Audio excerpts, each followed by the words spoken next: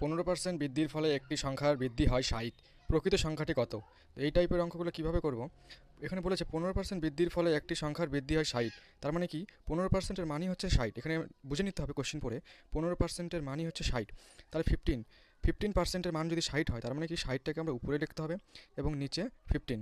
15%-এর মান যদি 60 হয় তাহলে প্রকৃত মান কত? প্রকৃত মান মানে 100%, তাহলে ইন্টু 100।